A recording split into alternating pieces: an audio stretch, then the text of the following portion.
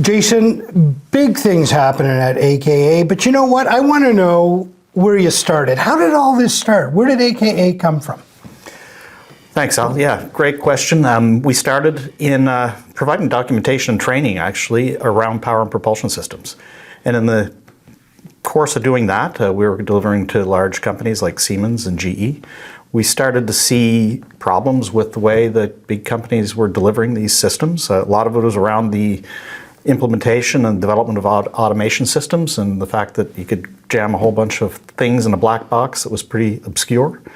And then we worked as a company to clarify that. And in the process of doing that, we saw how we could do things better, potentially, and make systems more reliable and more independent of other systems and centralized control systems. Then we started to develop our own technologies around that. And eventually we started building our own equipment and moved ourselves to PEI. And we've got our factory here in Boole's Corner that you've been through. And we delivered to industry, some of the most demanding industries in the world, the oil and gas sector, where there's high-risk operations and mission-critical sort of systems that loss of power is a really bad day. And now we see that Canada is going to reinvest in its defense fleet, and the navies around the world are looking at doing this. So the navies of the world, I think, need the product that we have. We've got the most reliable power and propulsion systems on the planet, and we want to take them to the world's navies, to NATO. Pick up on what you said about loss of power. It's a really bad day. So in oil and gas, what's a loss of power mean to them? Well, everybody's seen the Horizon event in the Gulf of Mexico, for instance. That was loss of power, then loss of control of the well, and loss of position. And these assets, they're on a live well. Maintaining position within a few meters is critical to maintaining the integrity of the well.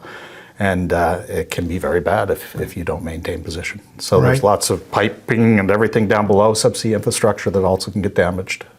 So if I take that same sort of mindset and you look at the modern Navy and indeed the warships of the future, power hungry, and the very moment that you need the power is the critical moment, whether that's in battle damage or it's in action stations. Talk to me about your vision of that. Yeah, so the technologies that we've developed have been very focused around making power systems, removing interdependencies between power systems, making them very robust and autonomous. So we have what you would call a very bulletproof design. So you can wipe out one part of the system and the other part will continue to operate. There's no centralized control that's required for the basics of providing power and propulsion. Also, as you described, if you're in battle, that's the time that you need to depend on this system working exactly the way that you expect. And then the modern, the trends towards electrification, even in the weapon systems, are going to be driving power systems that need to be very resilient and able to respond to big peaks and to be able to provide that power a very, very fast sort of method of deployment. So. You know, Canada is making a huge commitment to defense spending, but they're not alone. The entire NATO alliance is making this commitment as well. NATO has invested in Canada in a way like we've never seen before in Cove and NATO Diana, and you've positioned yourself right in the middle of that conversation. What does that mean to you? Where do you want to take this company in the defense conversation?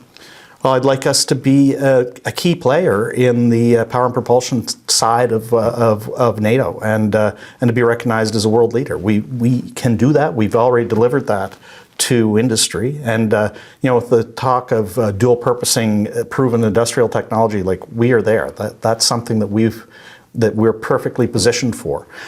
So we've got a presence in Cove now. That puts us front and center in the Atlantic Fleet, and where there's a lot of effort being put in with NATO Diana and those sorts of organizations. But also we have here in Prince Edward Island, we've developed this test center, which is perfectly positioned to be a test center of excellence for NATO. We have infrastructure here that doesn't exist anywhere else in the world.